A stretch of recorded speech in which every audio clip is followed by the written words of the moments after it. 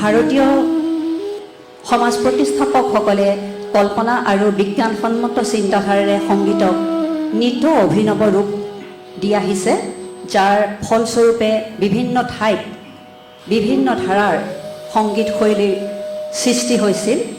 আৰু এই শৈলীৰে এক অন্যতম নিদৰ্শন হ'ল অসমৰ ৰাগ ভিত্তিক সংগীত, বৰগীত আৰু অংকীয়া নাটৰ গীত।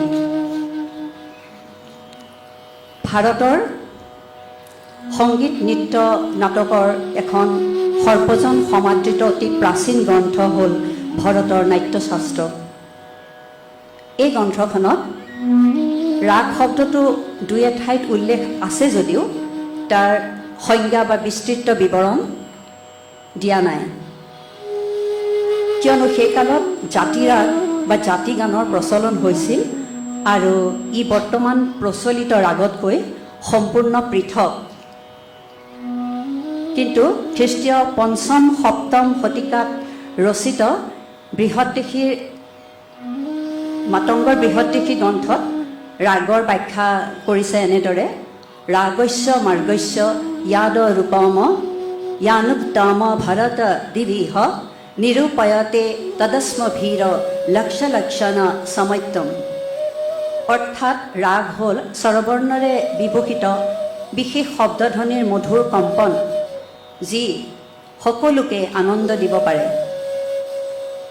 প্ৰকৃতাৰ্থত সংস্কৃত ৰঞ্জ শব্দৰ পৰাই ৰাগ শব্দটোৰ উৎপত্তি হৈছে আৰু ইয়াৰ অৰ্থ হৈছে ৰং বা ৰস, আনন্দ। অসমত অতি প্ৰাচীন কালৰে পৰা লোকসংগীতৰ চৰ্চাৰ উপৰিও যে ৰাগ সংগীতৰ প্ৰচলন আছিল তাৰ প্ৰমাণ ঐতিহাসিক নথিপত্ৰ, শিলালেখ, প্ৰত্নলেখ, সাহিত্যকৰ্ম, সংগীতৰ তত্ত্বনিৰূপক গ্ৰন্থ প্ৰণয়ন আৰু প্ৰচলনৰ পৰাই অনুধাৱন কৰিব পাৰি। অসমৰ সংগীতৰ উল্লেখ থকা এখন অতি প্ৰাচীন গ্ৰন্থ হ'ল ভূতি বৰ্মাৰ বৰগংগা লিপি। এই লিপিত ৰজাক অশ্বমেধ যাজী বুলি কোৱা হৈছে আৰু ইয়াৰ পৰাই অনুমান কৰিব পাৰি যে সুদূৰ ৬ষ্ঠ শতিকাৰ আদিভাগতেই কামৰূপত অশ্বমেধ যজ্ঞ হৈছিল আৰু এই যজ্ঞত নিঃসন্দেহে হামগানো গোৱা হৈছিল। ৰাগ সংগীত হৈছে ধৰ্মীয় আচাৰ অনুষ্ঠানক কেন্দ্ৰ কৰি গঢ় লৈ উঠা সংগীত। খ্ৰীষ্টীয় ১ম শতিকাৰ ভালেমান বছৰৰ আগৰ পৰা শংকৰদেৱৰ আৱিৰ্ভাৱৰ সময়লৈকে অসমত ৰাগ সংগীতৰ এক সুদীৰ্ঘ বলিষ্ঠ পৰম্পৰা আছিল। ভাৰতীয় আঞ্চলিক সাহিত্যই গা কৰি উঠাৰ সময়তে অসমতো খ্ৰীষ্টীয় ৮ম শতিকাৰ পৰা দ্বাদশ শতিকাৰ ভিতৰত প্ৰথম অসমীয়া লিখিত সাহিত্যৰ নিদৰ্শন চৰ্যাপদসমূহ ৰচনা হৈছিল আৰু ইবিলাকত অনেক ৰাগৰ নাম পোৱা যায়। মহাপুৰুষ শংকৰদেৱে ৰুক্মিণীহৰণ কাব্যত আত্মপৰিচয় দিওঁতে নিজ পিতৃ কুসুম্বৰৰ বিষয়ে লিখিছে: বংশতে প্ৰাখ্যাত গন্ধৰ্ব সাক্ষাৎ জগতে বখানে যাক। এই গন্ধৰ্ব শব্দটোৱে নৃত্যগীতত সুনিপুণসকলক বুজাইছিল। শংকৰদেৱৰ উপৰি পুৰুষসকল সুদূৰ কনৌজৰ পৰা আহোঁতে সম্ভৱতঃ তাৰ পৰাও কিছু সাংগীতিক উপাদান লগত লৈ আহিছিল। গুৰুজনাই মহেন্দ্ৰ কুণ্ডলীৰ টোলত ৪ বেদ, ১৪ শাস্ত্ৰ আৰু ১৮ পুৰাণ আদি অধ্যয়ন কৰিছিল বুলি জানিব পৰা যায় আৰু এই ১৪ শাস্ত্ৰৰ ভিতৰত নিঃসন্দেহে নাট্যশাস্ত্ৰও অধ্যয়ন কৰিছিল।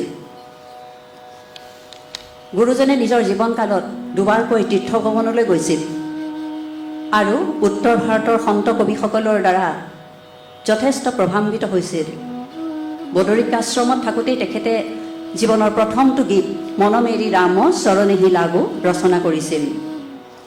মুঠতে শংকৰদেৱে বংশানুক্ৰমিকভাৱে লাভ কৰা সংগীতৰ শিক্ষা, তীৰ্থভ্ৰমণৰ পৰা আহৰণ কৰা জ্ঞান, থলুৱা সংগীতৰ লগত নিজা উদ্ভাৱনী শক্তিৰো সুসংমিশ্ৰণ ঘটাই অসমৰ সংগীতৰ ভেটিটো সবল আৰু সুদৃঢ় কৰি সৃষ্টি কৰিলে অসমৰ ৰাগ সংগীত, বৰগীত আৰু অংকীয়া নাটৰ গীত, যি আজি ৫০০ বছৰৰ অধিক কাল এক জীৱন্ত পৰম্পৰা ৰূপে প্ৰচলিত হৈ আহিছে।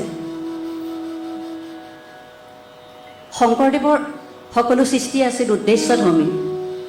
ভক্তি ধৰ্ম প্ৰচাৰৰ বাবে তেখেতে নৃত্য, গীত, অভিনয় আদি কলাক মাধ্যমৰূপে গ্ৰহণ কৰিছিল যদিও ধৰ্ম প্ৰচাৰৰ বেলিকা গীতসমূহৰ দ্বাৰা বিশেষভাৱে সফল হ'ব পাৰিছিল। বৰগীতৰ সুৰ আৰু ভাৱৰ মহত্বই অনেক লোকক মহাপুৰুষগৰাকীৰ ওচৰলৈ টানি নিছিল। সত্ৰীয়া পৰম্পৰাত এই বৰগীত আৰু যি আমাৰ 12 অংক আছে, এই সকলোখিনি গীতক সমমৰ্যাদা দিয়া হয়। মহাপুৰুষে লিখা 12কুৰি বৰগীতৰ ভিতৰত অনেকখিনি অগ্নিদগ্ধ হ'ল যদিও তাৰে ভিতৰত কেইটিমানহে ৰ'লগৈ। পৰৱৰ্তী কালত মহাপুৰুষ মাধৱে 157টি বৰগীত ৰচনা কৰে আৰু মুঠতে 152টি বৰগীত আমাৰ হাতত ৰ'লগৈ। তদুপৰি অংকীয়া নাটত 151টি গীত সন্নিৱিষ্ট হৈ আছে। এই সকলোখিনি গীতেই হৈছে আমাৰ ৰাগভিত্তিক সংগীত। বৰগীত, প্ৰাৰ্থনা সংগীত, এনে গীতত ভক্তিৰ আবেদন অধিক। কিন্তু অংকীয়া নাটৰ গীতসমূহ ভক্তিমূলক যদিও ইয়াত অনেক ৰসৰ সমাৱেশ ঘটিছে। আমি সকলোৱে জানো অংকীয়া নাট হ'ল গীতিধৰ্মী। ইয়াৰ সকলোবোৰ কাহিনী, চৰিত্ৰৰ প্ৰৱেশ, প্ৰস্থান, বীৰ প্ৰৱেশৰ যুদ্ধ, সামৰণি আদি সকলোখিনিতে আছে গীতৰ সমাহাৰ। গতিকে অংকীয়া নাটৰ গীতত অনেক ৰসৰ সমাহাৰ ঘটিছে।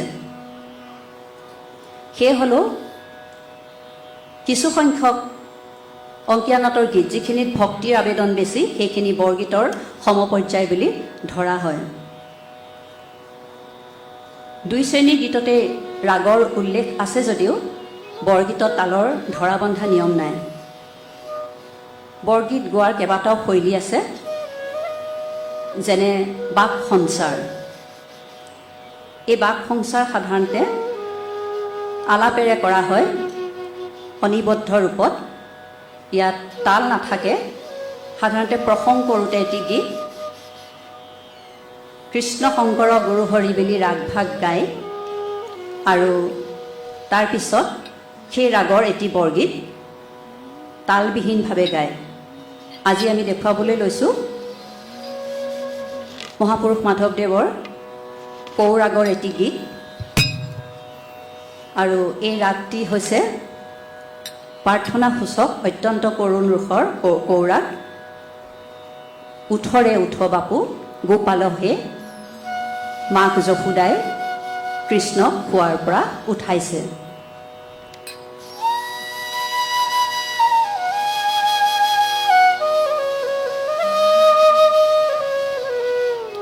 কৃষ্ণ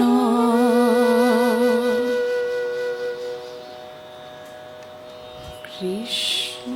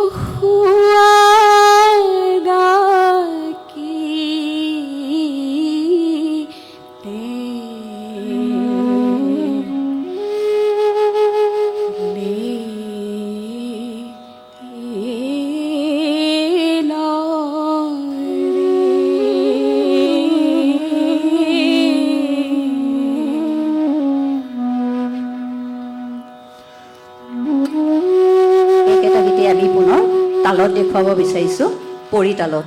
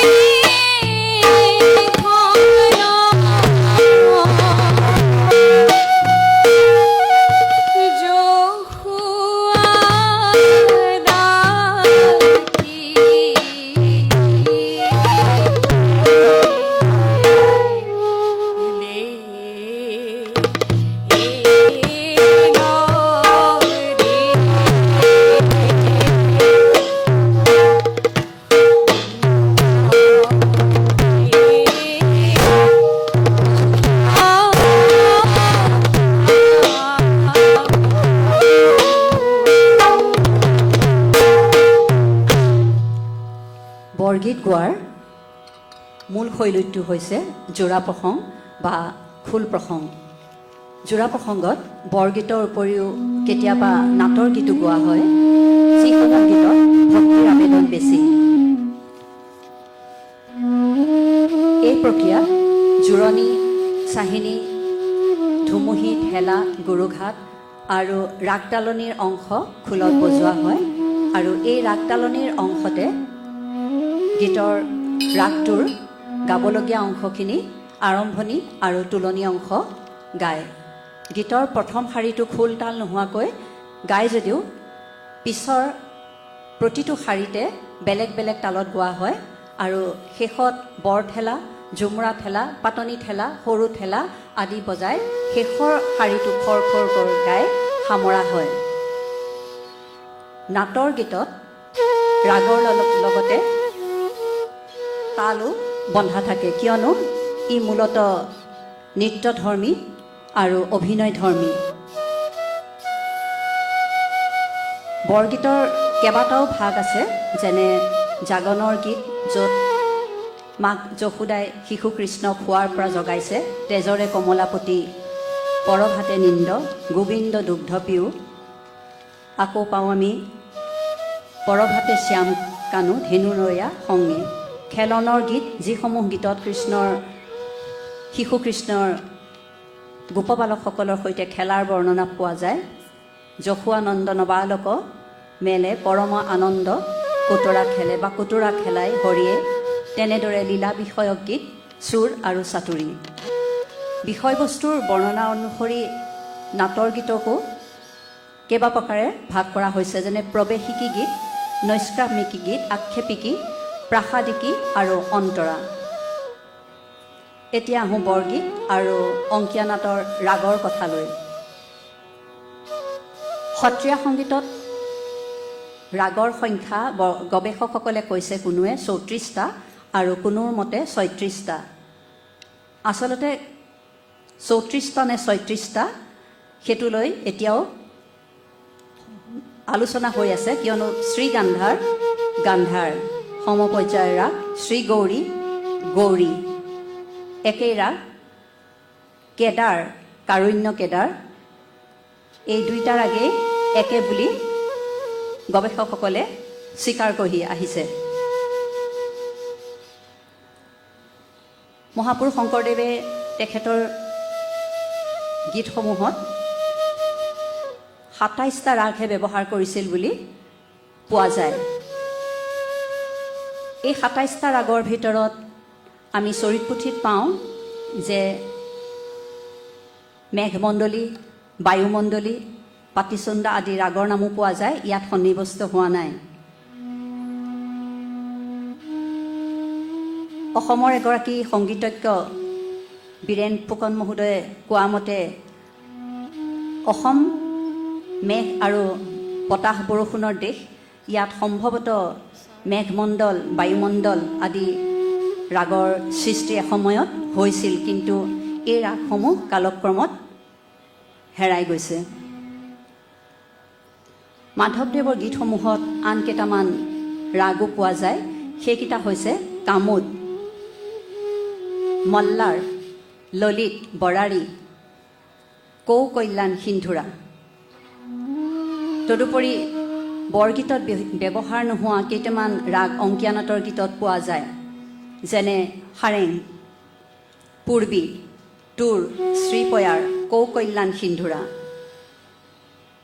প্ৰতিটো ৰাগৰে স্বকীয় বৈশিষ্ট্য আছে, প্ৰতিটো ৰাগৰে প্ৰকৃতি বেলেগ, প্ৰতিটো ৰাগৰে গায়ন সময় বেলেগ, ভিন্ন ৰসৰ কথা বুজায়। এই ৰাগবোৰক এটা দৃষ্টিৰে চাবলৈ গ'লে দুটা শ্ৰেণীত ভগাব পাৰি, স্বতন্ত্ৰ ৰাগ বা গাইগুটীয়া ৰাগ। এই স্বতন্ত্ৰ ৰাগবিলাকত অন্য ৰাগৰ প্ৰভাৱৰ পৰা মুক্ত ই, যেনে অহিৰ, আশুৱাৰী, কামোদ, কানাড়া, সাৰেং, পূৰ্বী, সোহাই, বেলুৱাৰ আদি। যুগ্ম ৰাগসমূহত 2 বা ততোধিক ৰাগৰ সংমিশ্ৰণ হৈছে, আৰু এনেধৰণৰ ৰাগ হৈছে নাট আৰু মল্লাৰ মিলি হৈছে নাট মল্লাৰ। আকৌ মাহুৰ আৰু ধনশ্ৰী মিলি হৈছে মাহুৰ ধনশ্ৰী। ঠিক তেনেদৰে তোৰ আৰু বসন্ত মিলি হৈছে তোৰ বসন্ত, তোৰ আৰু ভাটিয়ালী মিলি হৈছে তোৰ ভাটিয়ালী। কৌ কল্যাণ আৰু সিন্ধুৰা, এই 3টা ৰাগৰ সংমিশ্ৰণত হৈছে কৌ কল্যাণ সিন্ধুৰা, যিটো ৰাগৰ আমি পাওঁ কেৱল মাধৱদেৱৰ ৰাস ঝুমুৰাত এটি গীত, সুন্দৰী ৰাধে বাট বুজলোহো। অকল সত্ৰীয়া সংগীতৰ দুজনা গুৰুৰ ভিতৰত এই কৌ কল্যাণ ৰাগটো এঠাইত ব্যৱহাৰ হৈছে। এতিয়া চোৱা যাওক যে এই স্বতন্ত্ৰ ৰাগ আৰু যুগ্ম ৰাগ, আমাৰ এটা সমস্যা হয় সদায়। স্বতন্ত্ৰ ৰাগ মানে আমি বুজিলোঁ যে এটা গাইগুটীয়া ৰাগ, ইয়াৰ গতিটো এনেধৰণেৰে হ'ব। কিন্তু যুগ্ম ৰাগসমূহত আমি যেতিয়া গাই যাওঁ বা আমি যেতিয়া চৰ্চা কৰি যাওঁ, আমাৰ এটা সদায় সমস্যা হয়। সাধাৰণতে মাহুৰ ধনশ্ৰী বুলি কোৱাৰ লগে লগে আমি অকণমান দেখুৱাই দিব পাৰোঁ, কিন্তু তোৰ আৰু বসন্ত, নাট আৰু মল্লাৰ, তোৰ ভাটিয়ালী, কৌ কল্যাণ সিন্ধুৰা বুলি কওঁতে আমি নিৰ্দিষ্টকৈ ইয়াৰ কোনটো অংশ তোৰ, কোনটো অংশ বসন্ত, কোনটো অংগ ভাটিয়ালী, কোনটো অংগ তোৰ, এনেদৰে আমি ভালদৰে বিশ্লেষণ কৰি দেখুৱাব পৰা হোৱা নাই। তাত্ত্বিক বিশ্লেষণৰ বহুখিনি কাম এতিয়াও আমাৰ বাকী আছে। আমাৰ ৰাগসমূহৰ নামগত সাদৃশ্য আছে আমাৰ বৰ্তমান ভাৰতত প্ৰতিষ্ঠিত 2টা শৈলীৰ ৰাগৰ সৈতে, উত্তৰ ভাৰতীয় সংগীত আৰু দক্ষিণ ভাৰতীয় সংগীত। মানে 2 শ্ৰেণীৰ গীততে আমি পাওঁ, যেনেকৈ ললিত, বসন্ত, সাৰেং, ধনশ্ৰী, আকৌ পাওঁ মল্লাৰ। 2 শ্ৰেণীৰ গীততে দক্ষিণ ভাৰতীয় সংগীতেই হওক বা উত্তৰ ভাৰতীয় সংগীততো আছে, বৰগীততো আছে। আকৌ উত্তৰ ভাৰতীয় সংগীতৰ আমাৰ অকণমান জ্ঞান আছে কাৰণে ক'ব বিচাৰিছোঁ, তেওঁলোকৰ কিছুমান যুগ্ম ৰাগ আছে, যেনে পুৰীয়া ধনশ্ৰী, ইমন কল্যাণ, অহিৰ ভৈৰৱ আদি। সেইসকল সংগীতজ্ঞই অতি সুন্দৰকৈ কোনখিনি ৰাগত এই যুগ্ম ৰাগবিলাকৰ, পুৰীয়া ৰাগৰ প্ৰভাৱ পৰিছে বা ধনশ্ৰী ৰাগৰ প্ৰভাৱ পৰিলে, কোনখিনি ৰাগত অহিৰ ৰাগৰ অংগ পৰিছে, কোনখিনি ৰাগত ভৈৰৱ ৰাগৰ অংগ পৰিছে, সুন্দৰ তাত্ত্বিক ব্যাখ্যাৰে বুজাই দিব পৰা আছে। কিন্তু আমাৰ সত্ৰীয়া সংগীতত এই দিশত আমাৰ বহুখিনি কৰিবলগীয়া কাম আছে বুলি মোৰ ব্যক্তিগত এটা অনুভৱহে প্ৰকাশ কৰিছোঁ।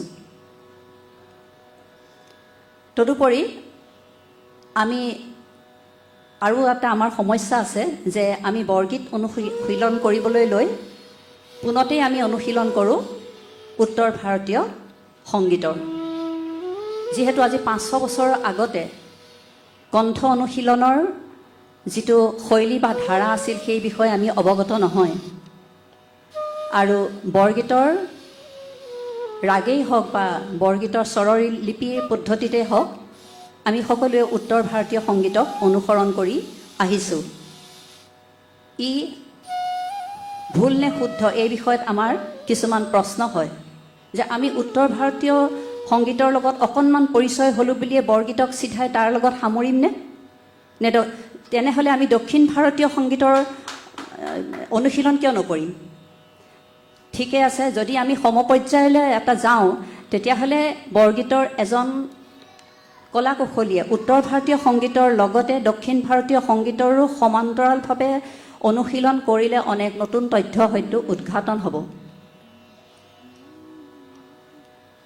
আমি যদি চাওঁ উত্তৰ ভাৰতীয় সংগীতত গীতৰ পদতকৈ তেওঁলোকৰ স্বৰ আৰু সুৰৰ ওপৰত গুৰুত্ব দিয়া হয়, যিটো আমি চমুকৈ কওঁ মেলোডি। তেওঁলোকৰ তালৰ বিশেষত্ব দেখুওৱা নহয়, এখন তালতে লয়কাৰী কৰি দুগুণ চাৰিগুণ ছগুণত দেখুৱাব পাৰিব, বা দ্ৰুতলয়ত ঝালা, যিটো আমি চুক বুলি কওঁ আমাৰ তালত, একেটাই অৰ্থ, জ্বলা মানে বেছি চুকযুক্ত আমি যিটো কওঁ, তেনেকৈ দেখুৱাব পাৰিব। কিন্তু আমাৰ বৰগীতত সেইটো পদ্ধতি অনুসৰণ কৰা নহয়।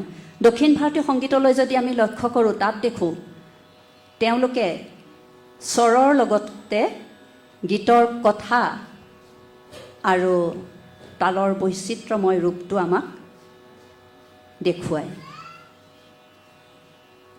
এতিয়া যদি আমি চাওঁ বৰগীতত এই দুইটা শৈলীৰে সুসংমিশ্ৰণ ঘটিছে, কিয়নো বৰগীতত সুৰৰ যাদুকৰী প্ৰভাৱ, বহুত সুৰৰ এটা মানে বিশাল সাগৰ এখন সুৰৰ, আৰু ইফালে ই তালৰ এটা বিশেষ ঠাই লৈ আছে বৰগীতত। তালৰ কোনো ধৰাবন্ধা নাই যদিও বিচিত্ৰ তালত এজন শুনিপোন গায়কে একোটা গীত সুন্দৰভাৱে পৰিৱেশন কৰিব পাৰে। আৰু আনহাতে ই নৃত্যধৰ্মী। অংকীয়া গীতেই হওক বৰগীতেই হওক ইয়াক নৃত্যৰ বাবেও উপযোগী কৰি তোলা হয়। তেনে দৃষ্টিৰে চালে আমাৰ সংগীত বেছি ঐশ্বৰ্যময়। বৰগীতৰ অহিৰ, আশুৱাৰী, ধনশ্ৰী, বসন্ত আদি ৰাগসমূহত ভক্তিৰ প্ৰাধান্য ফুটি উঠা দেখা যায়। কিন্তু যেতিয়া ই নাটৰ গীতৰ ফালে গতি কৰে তেতিয়া ইয়াৰ ৰূপ হয়তো সলনি হ'ব পাৰে। অলপতে এটা প্ৰশ্নৰ উত্থাপন হৈছিল আশুৱাৰী ৰাগৰ গীতৰ সন্দৰ্ভত, তাৰ অকণমান চুই যাব বিচাৰিছোঁ। আমি যিমানকেইটা আশুৱাৰী ৰাগৰ গীত পাওঁ প্ৰায়বোৰতে অন্য ৰসতকৈ ভক্তিৰ আবেদন বেছি যদিও এটা গীতত তেখেতসকলে ক'লে শুন শুনৰ এই সুৰ বৈৰী প্ৰমাণা, যিটোত বীৰ ৰসৰ প্ৰভাৱ পৰিছে। আমি অংকীয়ানাট ৰুক্মিণী হৰণত এটি গীত পাওঁ আশুৱাৰী ৰাগৰ, মানসী সাহস ঐচন তোহাৰী, খৰমান তালত আছে। পাৰিজাত হৰণ পাহৰিছোঁ, ক্ষমা কৰিব। পাৰিজাত হৰণত এটা গীত আমি পাওঁ আশুৱাৰী খৰমান তালত আছে, যে মানসী সাহস ঐচন তোহাৰী। ইয়াতো এগৰাকী নাৰীৰ বীৰৰ কথাই কৈছে, তাই বীৰৰ মানে ৰস ফুটি উঠিছে। অকল শুনতেই নহয়, এই নাটকৰ গীততো আমি পালোঁ। প্ৰশ্নটো উত্থাপন হৈছিল কাৰণে মোৰ মনত ওলাইছিলে, সেইকাৰণে ক'ব বিচাৰিলোঁ। এতিয়া আহোঁ সত্ৰীয়া সংগীতত ব্যৱহাৰ হোৱা ৰাগৰ সময়। প্ৰতিটো ৰাগৰে গায়ন শৈলীৰ একোটা নিৰ্দিষ্ট সময় আছে। ৰাতিপুৱাৰ গীত হৈছে ৰাগৰ কৌ, কল্যাণ, পূৰ্বী, ললিত, শ্যাম, অহিৰ আদি। ঠিক তেনেকৈ এই গীতখিনি ৰাতিপুৱাৰ পৰা ডেৰ পৰলৈকে গোৱা হয়। পিছবেলাৰ গোৱা হয় ভাটিয়ালি, ধনশ্ৰী, আশুৱাৰী আদি গীতসমূহ। সেয়ে হ'লেও অংকীয়া নাটৰ গীতত এই ৰীতি মানি চলা নহয়, কিয়নো ৰুক্মিণী হৰণ নাটৰ অহিৰ ৰাগৰ কেশৱ হে হামাকেৰি ৰাস বহু প্ৰাণ গীত প্ৰসঙীয়া শৈলীত যেতিয়া গায় তেতিয়া এই ৰাতিপুৱাই গায় আৰু নাটত কিন্তু এই গীতভাগ মাজনিশাহে গোৱা হয়। ঠিক তেনেদৰে কালীয় দমন নাটত কৌৰাগটো কৈছোৱে ৰাতিপুৱা গোৱা হয়। কৃষ্ণক মাক যশোদাই শোৱাৰ পৰা উঠাইছে, প্ৰায়বোৰ গীততে আছে ৰাতিপুৱাৰ বৰ্ণনা। কিন্তু নাটৰ গীতত কালীয় দমনত আমি পাইছোঁ নাটৰ মাজভাগত দুটা গীত, ঐ সুত মাধৱ হে গীতটো ধৰণজ্যোতি তালত, আনটো হৈছে দেখোৰে দেখো বন্ধু। এইবাৰ আহিম আমি কৌৰাগৰ মাজলৈ। এই গীতটোৰ কৌৰাগ প্ৰাৰ্থনা সূচক গীতটোতো তাকেই প্ৰকাশ পাইছে কৰুণ ৰস, ঐ সুত মাধৱ হে।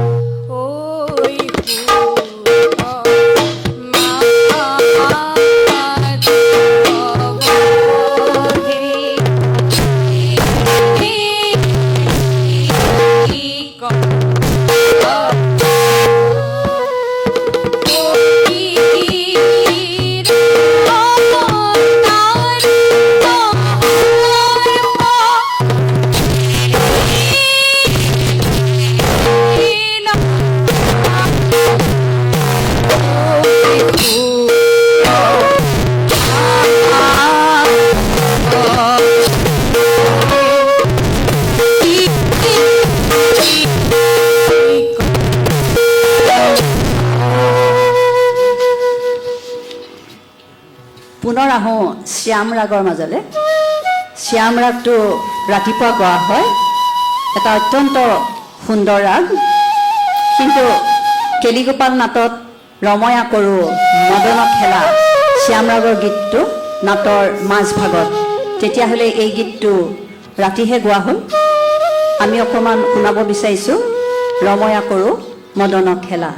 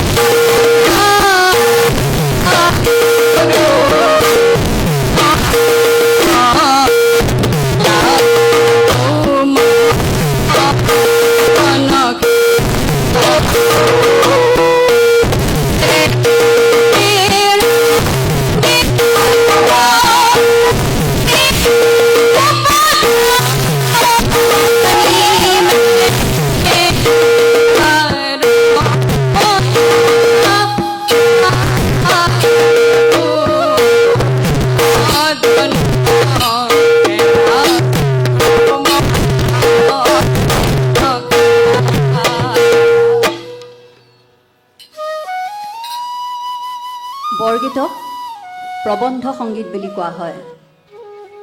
বাৰে বাৰে ভাবি চাওঁ এই প্ৰবন্ধ সংগীত শব্দটো নিজাববীয়াকৈ এবাৰ বিশ্লেষণ কৰি চাব বিচাৰিছোঁ। সাহিত্যৰ ক্ষেত্ৰত আমি যেতিয়া প্ৰবন্ধ বুলি কওঁ, আমি কিছু তথ্য সংগ্ৰহ কৰোঁ বা দুই এখন কিতাপ আহৰণ কৰি তাক নিজৰ মতে সজাই পৰাই লওঁ। বৰগীতৰ ক্ষেত্ৰতো একেটা কথাই খাটে, যিহেতু ইয়াৰ তালৰ কোনো ধৰা বন্ধা ৰীতি নাই। ৰাগটো একেদৰে ৰাখি গীতভাগ এজন শুনিপোন গায়কে নিজা শৈলীত সজাই পৰাই ল'ব পাৰে। ই কেতিয়াবা ওজাপালি অনুষ্ঠানতো গোৱা হয়, কেতিয়াবা জোৰা প্ৰসংগত, কেতিয়াবা বাক সংসাৰ, কেতিয়াবা মঞ্জিৰা নাম, কেতিয়াবা নৃত্যৰ বাবেও উপযোগী কৰি লোৱা হয়। তেনেহ'লে প্ৰবন্ধ সংগীত যিটো আমি বুলি ক'লোঁ, অতিকৈ আমাৰ লগত খাপ খাই পৰিছে। কল্যাণ ৰাগ ৰাতিপুৱা গোৱা হয় সত্ৰীয়া সংগীতত, কিন্তু কেলিগোপাল নাটত আকৌ আমি মাজভাগতে পাওঁ, নাটৰ মাজভাগত কাহে গেও গীত। পাৰিজাত হৰণতো মানিনী মাই নয়ন পংকজে জোৰে বাৰী, এই দুটিকৈ কল্যাণ ৰাগৰ গীত নাটৰ মাজভাগত সন্নিৱিষ্ট হৈছে। অংকীয়া নাটত সূত্ৰধাৰে হাৰেং ৰাগত নান্দী গীত গায়। হাৰেং ৰাগৰ মাথোন এটি গীতহে পোৱা যায় ৰুক্মিণী হৰণ নাটত কৃষ্ণ ৰুক্মিণীৰ বিবাহ অনুষ্ঠানত আছে কহতু বিধাতা বেদকবাণী।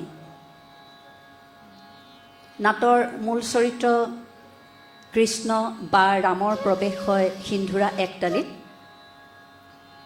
সিন্ধুৰা ৰাগ বৰ এটা সুন্দৰ ৰাগ।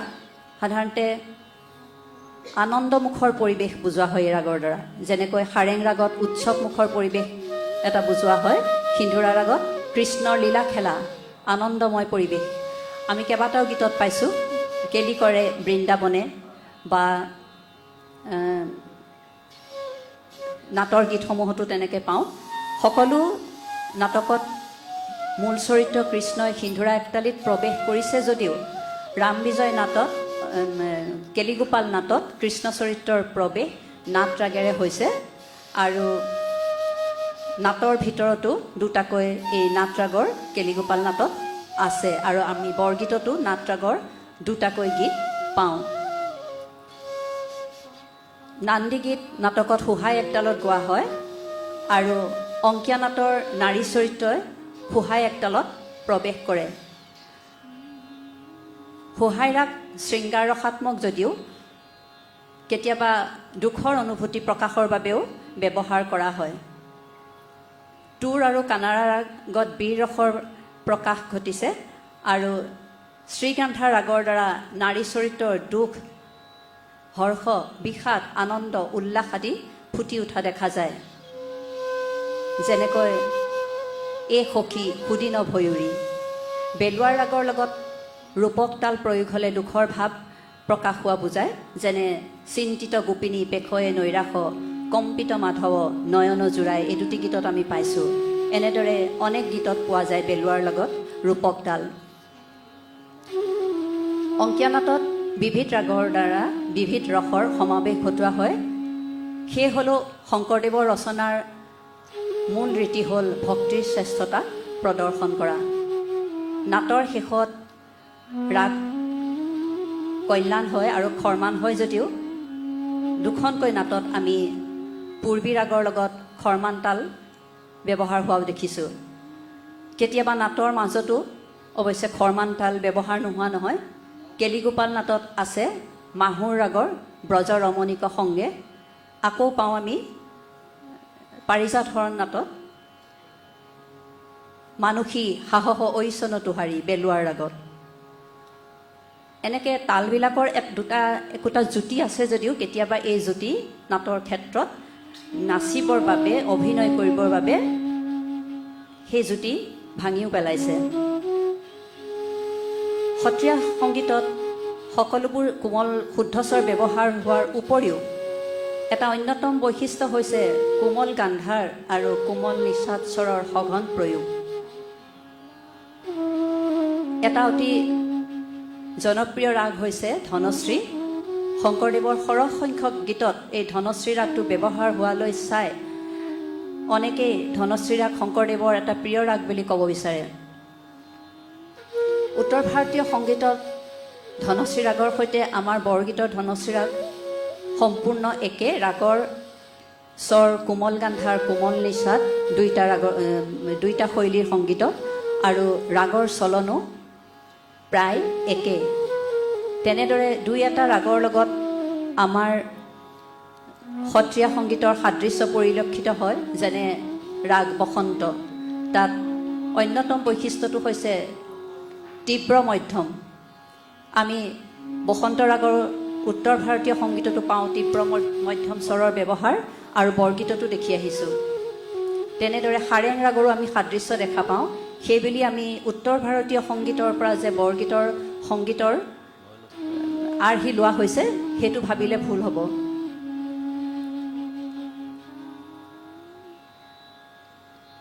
ঠাই বিশেষে বৰগীতৰ গায়ন শৈলীৰ কিছু তাৰতম্য হোৱাৰ বাবে পৰৱৰ্তী কালত ইয়াৰ তিনিটা শৈলীৰ কথা গৱেষকসকলে অৱতাৰণা কৰিছে: বৰদোৱা শৈলী, বৰপেটা শৈলী আৰু কমলাবাৰী শৈলী।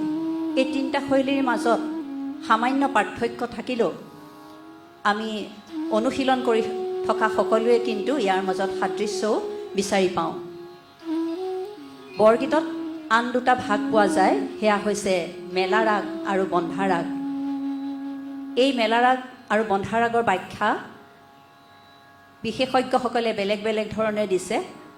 কোনোৱে কয় মেলা ৰাগ হ'ল দুজনা গৰুৱে সৃষ্টি কৰা ৰাগসমূহ যেনেদৰে আছে তেনেদৰে উপস্থাপন কৰাটোৱে হৈছে মেলা ৰাগ, আৰু বন্ধা ৰাগ হৈছে যে পৰৱৰ্তী কালৰ সত্ৰীয়া শিল্পীসকলে নিৰ্দিষ্ট ৰাগটোকে অন্য ধৰণেৰে বান্ধি পৰিৱেশন কৰাক বন্ধা ৰাগ বোলে। আন কোনোৰ মতে মেলা ৰাগ হৈছে ই অনিবদ্ধ ৰূপত আলাপত গোৱা, আৰু আন কোনোৰ হৈছে বন্ধা ৰাগ মানে খোল তালেৰে গোৱা গায়ন শৈলী। মাধৱদেৱে ব্যৱহাৰ কৰা ৰাগসমূহৰ ভিতৰত এটা অন্যতম ৰাগ হৈছে কামোদ। কামোদ ৰাগৰ আমি দুটিকৈ গীত পাওঁ, আজু গোপীনাথ পেখলো আখি, আনটো হৈছে নন্দের নন্দন গোপিনী আগে কৰপাতি হৰি লো অনুমাগে।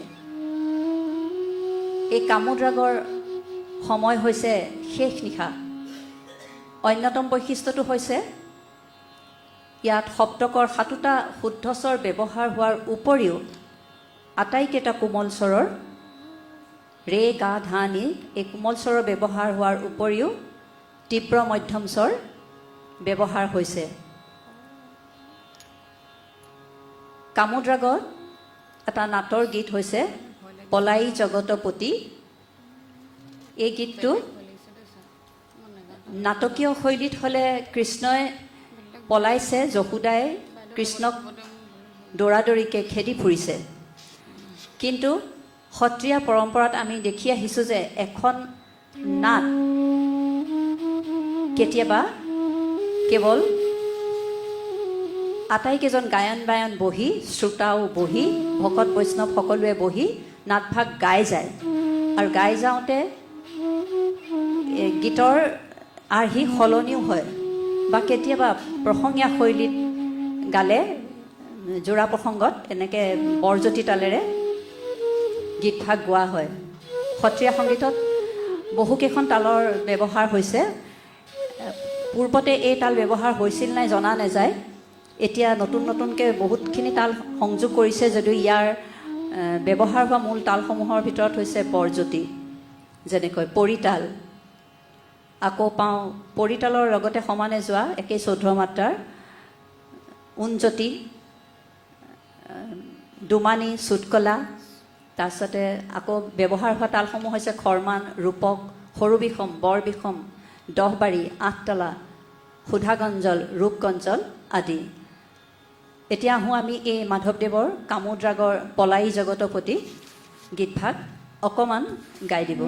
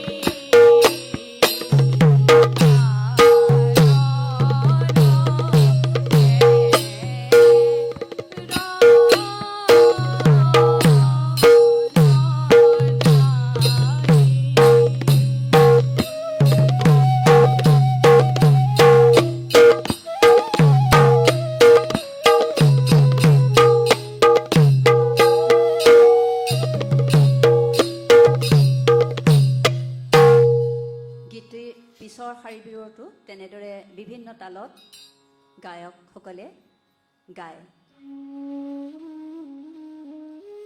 সত্ৰীয়া সংগীতৰ যি ৰাগৰ কথা ক'লোঁ বা বৰগীত, অংকীয়া নাটৰ গীতৰ কথা ক'লোঁ, এইখিনি পৰিসৰ বা আলোচনা কৰিবলৈ বহু সময়ৰ প্ৰয়োজন।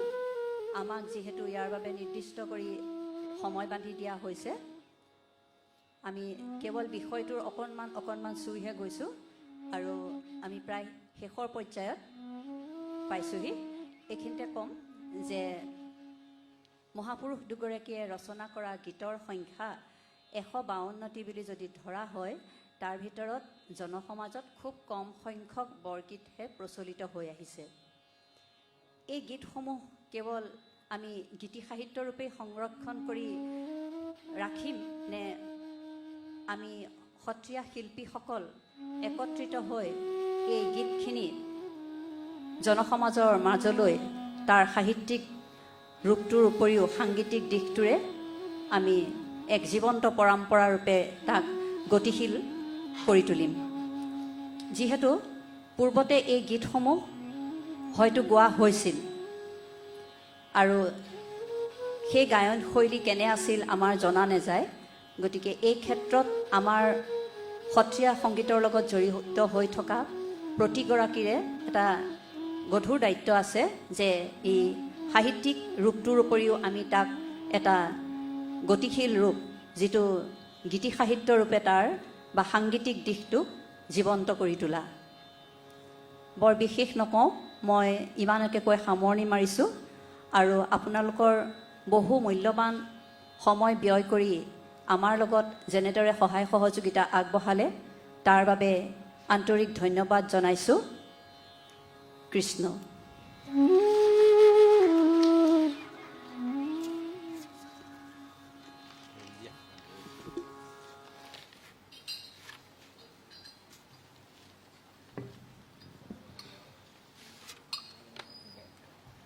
ধন্যবাদ জনাইছোঁ শ্ৰদ্ধাৰ অনুধৃতি মহন্ত মহোদয়া তেখেতৰ মননশীল প্ৰদৰ্শনমূলক বক্তৃতা প্ৰদানৰ হেতু।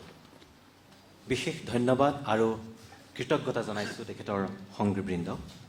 বাঁহীৰ সুৰ আৰু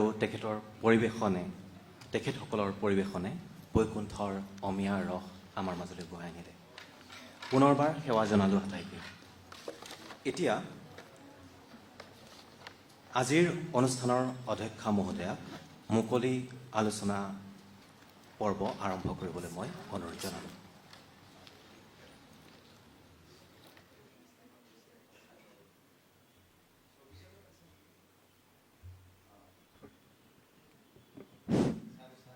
আপোনালোক সদৌতিলৈকে মই নমস্কাৰ জনাইছোঁ। অতি সুন্দৰ মনোজ্ঞ অনুষ্ঠান দুটাৰ সাক্ষী হ'বলৈ পাই নিজকে ধন্য মানিছোঁ। ইতিমধ্যে হৈ যোৱা শ্ৰদ্ধেয়া অনুধৃতি মহন্ত ডাঙৰীয়ানীৰ গৱেষণামূলক পত্ৰখনৰ ওপৰত আলোকপাত কৰিবলৈ আপোনালোকক অনুৰোধ জনাইছোঁ। যদি আপোনালোকৰ প্ৰশ্ন আছে, প্ৰশ্ন আগবঢ়াব পাৰে, তেখেতে নিশ্চয় ইয়াৰ সমিধান দি যাব। পৰম শ্ৰদ্ধাভাজন অধ্যক্ষা মহোদয়া, মই নীৰেণ কাকতি, এই জিলাৰে বোকাখাতৰ ৰজাবাৰীত মোৰ জন্মস্থান, যদিও এতিয়া মই গুৱাহাটীত বাস কৰোঁ।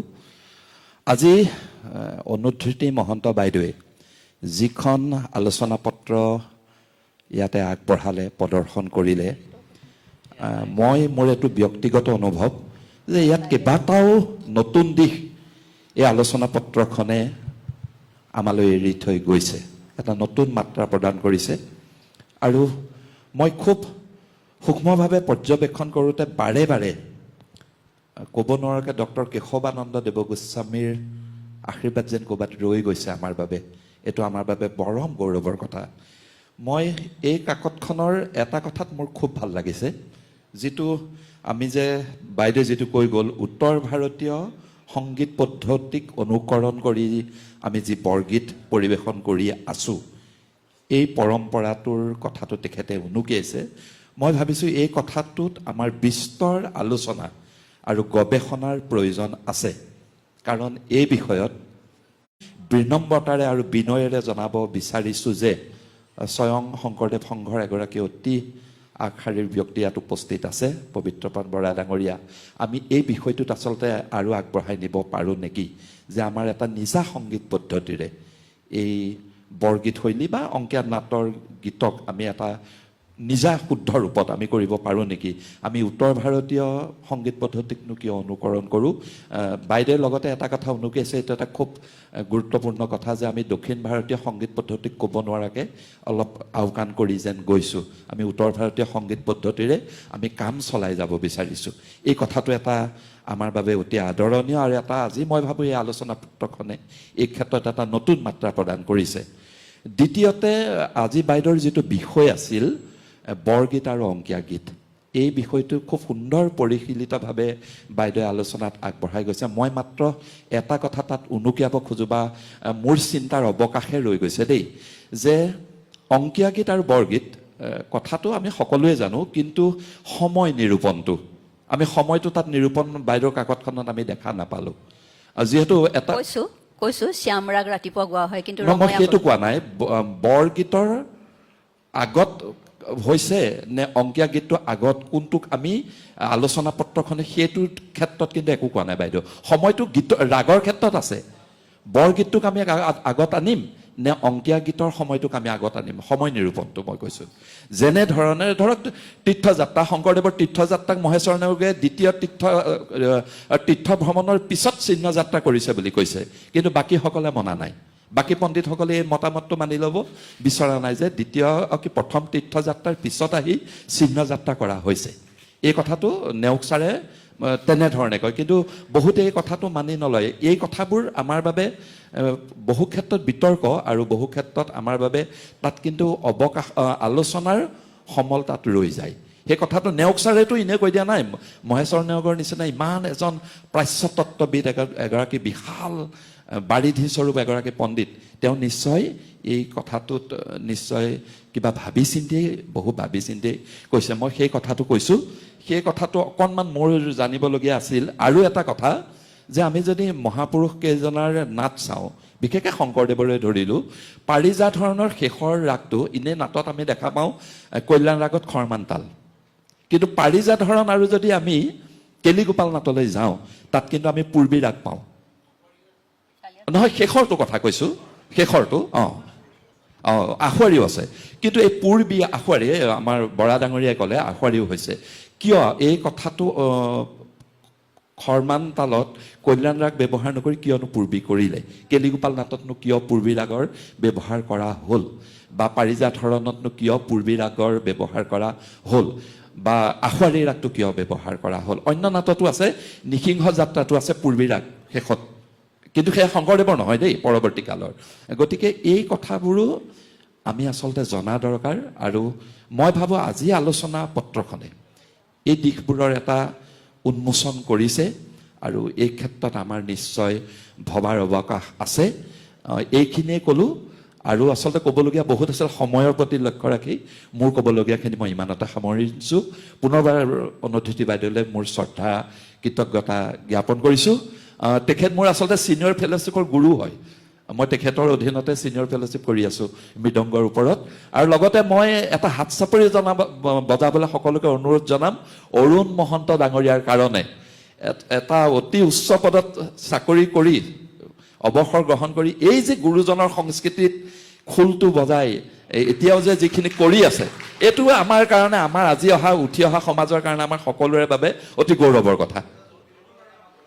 এখেতে আমাৰ গোলাঘাটৰ পৰা অৱসৰ গ্ৰহণ কৰিছে। মই তেখেতক অকণমান ক'বলৈ কৈছোঁ। তেখেত গোলাঘাটৰ আমাৰ এই কুশল কোঁৱৰ ডিষ্ট্ৰিক্টৰ জইণ্ট ডিৰেক্টৰ হৈ তেখেতে মানে অৱসৰ গ্ৰহণ কৰিছে। আমিনো কি ক'ম বাৰু, এটা বেলেগ বস্তুলৈ লৈ গুচি গ'ল। যিখিনি পাৰোঁ সেৱা আগবঢ়ালোঁ আপোনালোকৰ স্বাস্থ্যৰ ক্ষেত্ৰৰ কাৰণে, যিমানখিনি পাৰোঁ যৎপৰো নাছিলে, দেহেকেহে লাগি গোটেই ক'ভিড কালৰ সম্পূৰ্ণ সময়খিনি দায়িত্ব সহকাৰে লাগে। আৰু দ্বিতীয়তে, এতিয়া সুযোগ আহিছে চিকিৎসা বৃত্তি এৰি আপোনালোকৰ মাজত পাৰিলে যদি পাৰোঁ, আমিও ইমান নাজানো, কাৰণ আমি এটা বেলেগ অধ্যয়নৰ দিশত থকা মানুহ, এই দিশত ওতঃপ্ৰোতভাৱে জড়িত হৈ ক্ষুণ্ণকৈ একেবাৰে আপোনালোকক ডিটেইল ক'ব পৰাকৈ আমাৰ শক্তি নাই। খোলটো বজাওঁ, ভাল পাওঁ, আৰু খোলটো বজাই ভাল পাই লগত সংগীও আমি তেনেকেই পালোঁ, ভগৱানে মিলালে। গতিকে আপোনালোকৰ আশীৰ্বাদত আমি যিমান পাৰোঁ আগবঢ়াই লৈ যাবলৈ বদ্ধপৰিকৰ, যিমান পাৰোঁ সহায় কৰি আছোঁ, কৰি থাকিম, আৰু আপোনালোকৰ আশীষেহে আমাক বচাব। ধন্যবাদ।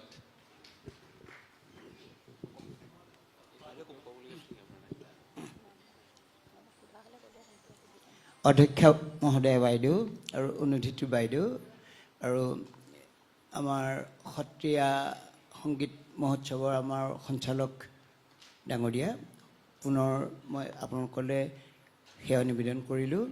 বাইদেউৰ যিখিনি বক্তব্য, এইখিনি আমাক যথেষ্ট উপকৃত কৰিলে।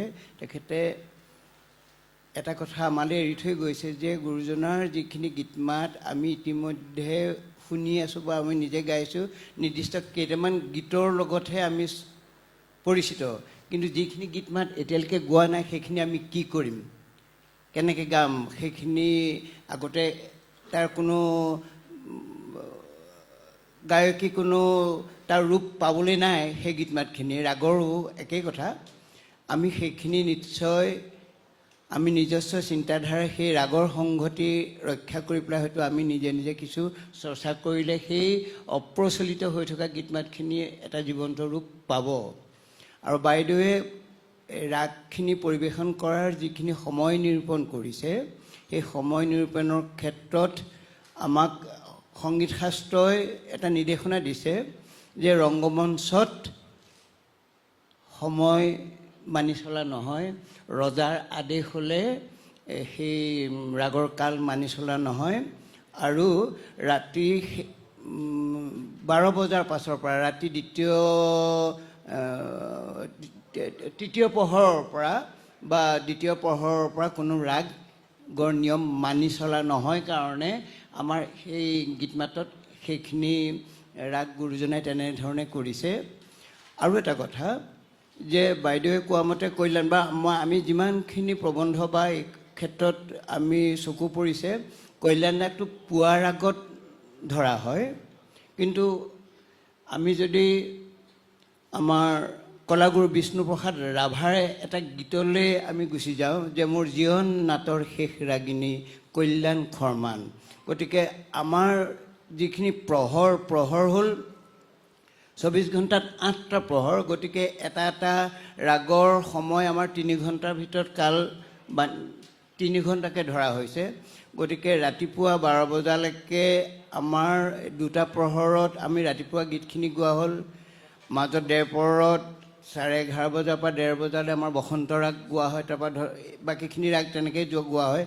কিন্তু খৰ্মান ৰাগটো পুৱা ৰাগত ধৰাতকৈ মোৰ বোধেৰে শেষ প্ৰহৰত ৰাতি 3 বজাৰ পৰা পুৱা 6 বজালৈ যিটো আমাৰ মান্যতা ধৰা হয় ষ্টেণ্ডাৰ্ড টাইম, গতিকে ৰাতিপুৱা 3 বজাৰ পৰা 9 বজালৈ কল্যাণ খৰ্মানটো ধৰিলে বোধ কৰোঁ, কাৰণ আমাৰ নাটক সদায় ৰাতিপুৱা শেষ হয়, গতিকে শেষ প্ৰহৰত কল্যাণ ৰাগ আৰু খৰ্মান তালখন ব্যৱহাৰ কৰিছে।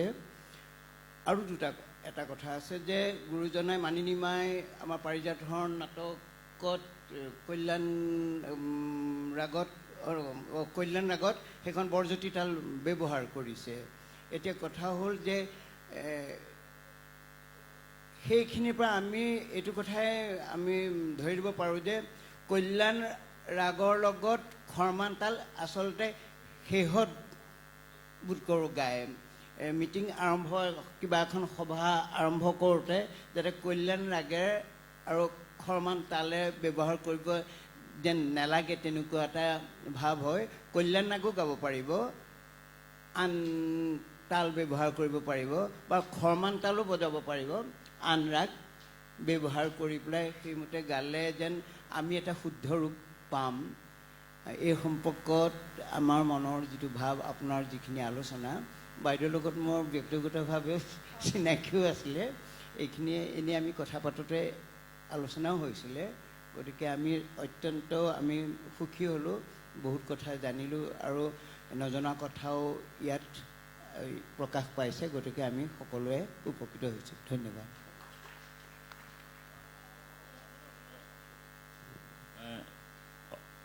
মাননীয় অধ্যক্ষ মহোদয়ৰ আমাৰ উপস্থিতিত এষাৰ বক্তব্য ৰাখিব বিচাৰোঁ। অন্য নহয়, যিসকলে প্ৰশ্ন কৰিব, প্ৰশ্নটো যাতে চমু হওক আৰু আমাৰ বক্তাগৰাকীয়ে যাতে বুজাত অকণো গোলমাল মানে খেলি মেলি নালাগক, সদায় সহজ সৰল আৰু ছুটি কৰিব।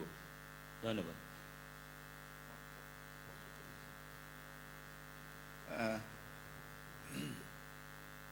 সন্মানীয় অধ্যক্ষ ডাঙৰীয়ানী আৰু আজি সমল ব্যক্তি অনুজ্যোতি মহন্ত ডাঙৰীয়ানী আৰু সঞ্চালক মহোদয়, আচলতে মই প্ৰশ্ন সুধিব বিচৰা নাই। মই এটা কথাই কৈছোঁ যে বৰগীতৰ ওপৰত তাত্ত্বিক যিখিনি কথা আজি পালোঁ, সেইখিনি সঁচাকৈ ভাবিবলগীয়া। আৰু অৰুণজ্যোতি মোৰ বেছি অনুজ্যোতি মহন্ত ডাঙৰীয়ানী বাইদেউৰ লগত মোৰ বেছি দিনৰ চিনাকি নহয়, ফোনে ফোনে চিনাকি হৈছোঁ, কায়িকভাৱে কালিহে হৈছোঁ। এতিয়া কথাটো হৈছে যে তেখেতে মই একেলগে বৰগীতৰ বিচাৰ কৰিছিলোঁ, সেইকাৰণে চিনি পাওঁ। এতিয়া কথাটো হ'ল, মই আমাৰ কেন্দ্ৰকহে অনুৰোধ জনাম যে ব্ৰহ্মাক মাৰি বা বিষ্ণুক মাৰি বা শিৱক নিদিবা ঠাই, মহন্তক মাৰে পাবা তেহে পাবা বৈকুণ্ঠত ঠাই। গতিকে বাইদেউৰ পৰা আদায় কৰিবলগীয়া সম্পত্তিখিনি সেইখিনি আদায় কৰি ল'ব লাগে। আৰু বাইদেউৰ প্ৰতি আমাৰ অনুৰোধ আছে যে আপোনাৰ যিখিনি আপুনি চৰ্চা কৰি আছে সেইখিনি আৰু অলপমান আমাক দিব লাগে, 1 নম্বৰ কথা। 2 নম্বৰ কথাটো হৈছে, মই তেখেতৰ বিষয়ে নকওঁ বাৰু, তেখেতৰ বিষয়ে ক'লে আমাৰ এই নাটৰ গীতৰ ক্ষেত্ৰত এটা কথা কৈ গ'ল,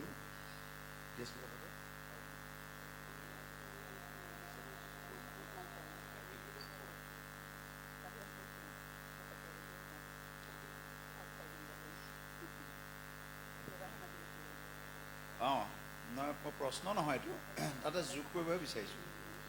তাৰমানে আমাৰ এই যুগ্ম ৰাগ, যেনেকৈ মাহুৰ ধনশ্ৰী আৰু তোৰ ভাটিয়ালি, এই যিটো ৰাগৰ কথা আমি কৈছিলোঁ, সেই ৰাগটো মই কিবা এটা উলিয়াই দিছিলোঁ।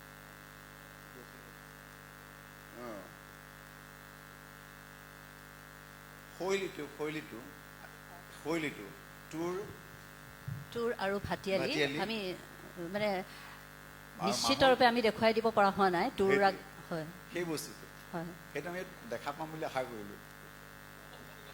সেইটো আপোনালোকলৈ বিজ্ঞজনলৈ এৰিছোঁ। মই ইতিমধ্যে কৈছোঁ যে মই বিশেষ এই সম্পৰ্কে ইমান নাজানো আৰু আমি দেখুৱাই দিব পৰা নাই। এতিয়া মাহুৰ ধনশ্ৰী বুলি কওঁতে কিছুমান আহিছে, যেনে ধৰক ৰময়া কৰোঁ, মানে ৰময়া চলে মিথিলা কোলাই, কুন্দি নকো আৱত, তাত ওলাই আছে।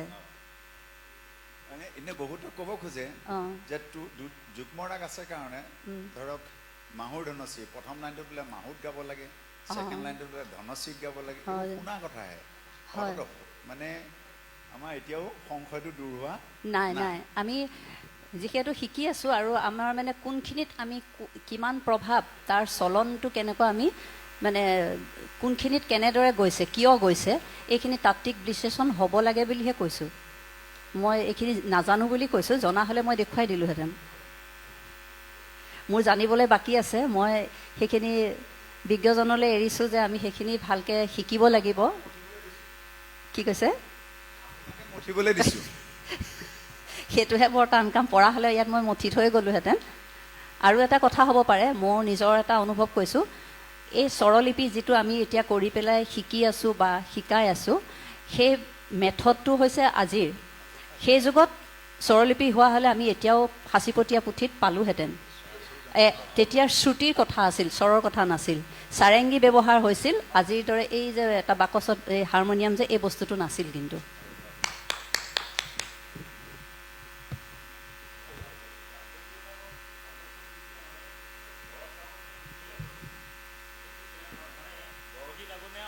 আগত নে অংকীয়া গীত আগত, মানে অংকীয়া নাটৰ গীত আগত সময়টো তেখেতে বিচাৰিছিলে। মানে আপুনি দয়া কৰি যদি পাৰে সেইটো চাব লাগিব যে চিহ্নযাত্ৰা আগত হৈছিল নে মনমেৰি ৰাম চৰণেহি লাগু আগত হৈছিল, সেইটো ওলালেহে আচলতে তাৰ সময় সমীক্ষাটো গম পোৱা যাব।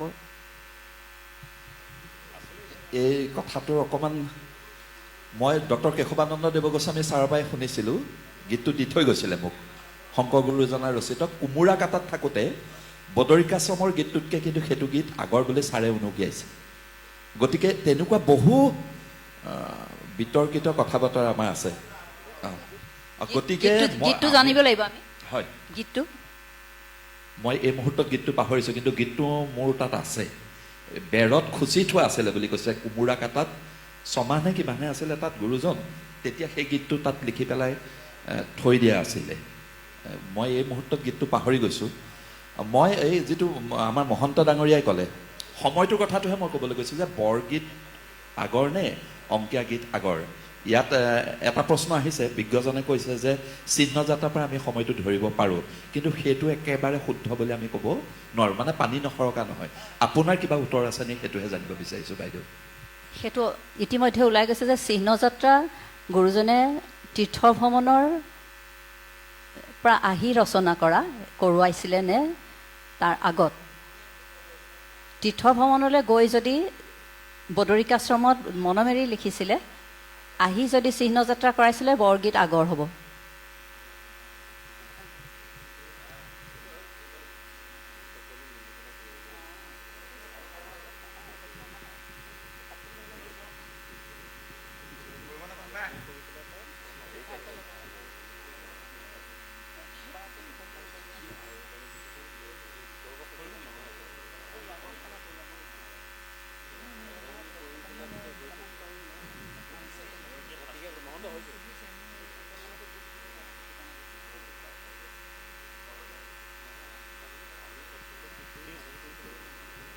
সন্মানীয় সঞ্চালক ডাঙৰীয়া, আজিৰ গৱেষণা পত্ৰ পাঠ কৰা অনুজ্যোতি মহন্ত ডাঙৰীয়ানী, উদ্যোক্ত মণ্ডলী আৰু সমবেত সুধীবৃন্দ, আজি দুয়োখন বিজ্ঞানসন্মত আৰু বিশ্লেষণাত্মক গৱেষণা পত্ৰই ইমান উপযোগী হৈছে যে এই পত্ৰকেইখনৰ পৰা আমি বহু কথা আজি জানিব পাৰিলোঁ, বহু নজনা কথা। সংগীতৰ লগত জড়িত ব্যক্তিসকলে অত্যধিক আজি জ্ঞান আহৰণ কৰিবলৈ সমৰ্থ হৈছে, আৰু যিসকলে সংগীতৰ লগত জড়িত নহয় তেখেতসকলেও আজি কিছু পৰিমাণে জ্ঞান আয়ত্ত কৰিছে। গৱেষণা পত্ৰ দুখন মন কৰা হৈছে যে আৰম্ভণিৰ পৰা মেথডলজিও ব্যৱহাৰ কৰিছে, সিদ্ধান্ত গ্ৰহণো কৰিছে, আৰু তাত যিটো অবজেক্টিভ থাকিব লাগে, যিটো উদ্দেশ্য থাকিব লাগে, সেই উদ্দেশ্যও দাঙি ধৰিছে।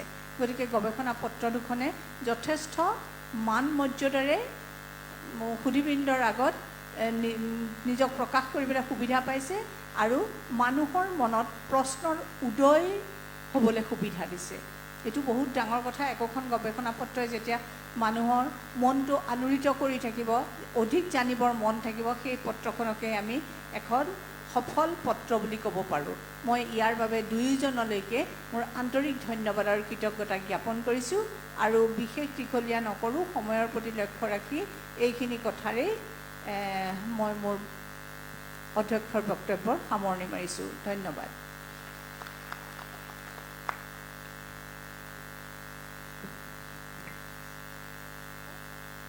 শ্ৰদ্ধাৰ সুধীবৃন্দ, আজিৰ এই আলোচনা চক্ৰটি আমি অধ্যক্ষৰূপে আমন্ত্ৰণ জনাইছিলোঁ সুসাহিত্যিক ডক্টৰ লুকুমণি গোস্বামী মহোদয়। তেখেতে অধ্যক্ষৰ বক্তব্য ৰখাৰ হেতু আমাৰ ফালৰ পৰা অলেখ ধন্যবাদ যাচিলোঁ।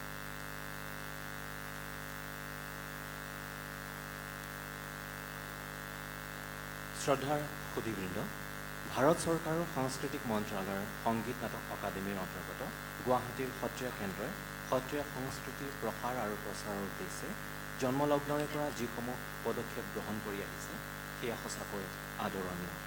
অংকীয়া ভাওনা সমাৰোহ, নৃত্য পৰ্ব আৰু সত্ৰীয়া সংগীত সমাৰোহ আদি প্ৰশংসনীয় অনুষ্ঠানসমূহৰ আয়োজনৰ দ্বাৰা এই সত্ৰীয়া কেন্দ্ৰটিয়ে কেৱল গুৰু দুজনাৰ অমূল্য সৃষ্টিক আমাৰ মাজলৈ আগবঢ়াই অনাই নহয়, ইয়াৰ সংৰক্ষণ আৰু উত্তৰ প্ৰজন্মক সত্ৰীয়া সংস্কৃতিৰ প্ৰতি আৰু আমাৰ পৰম্পৰাৰ প্ৰতি শ্ৰদ্ধাশীল মনোভাৱ গঢ়ি তোলাত বিশেষ ভূমিকা গ্ৰহণ কৰিছিল।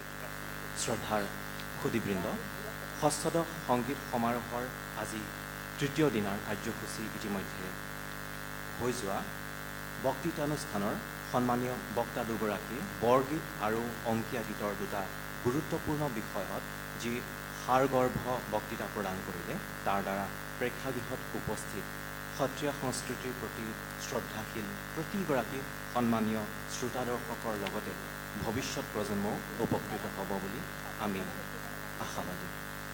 শেষত শ্ৰদ্ধাৰ ডক্টৰ বাবুল চন্দ্ৰ দাস মহোদয় আৰু সন্মানীয় অনুধৃতি মহন্ত মহোদয়াক ধন্যবাদ আৰু কৃতজ্ঞতা জনাইছোঁ। আজিৰ এই মননশীল অনুষ্ঠানটিৰ অধ্যক্ষৰ আসন অলংকৃত কৰা সন্মানীয় ডক্টৰ লোকমণি গোস্বামী মহোদয়ৰ ওচৰত আমি কৃতজ্ঞ। শেষত আজিৰ সভাত উপস্থিত থকা প্ৰতিগৰাকী সুধীবৃন্দকে সেৱা জনাই আজিৰ এই অনুষ্ঠান ইমানতে সামৰণি মাৰিছোঁ। ধন্যবাদ।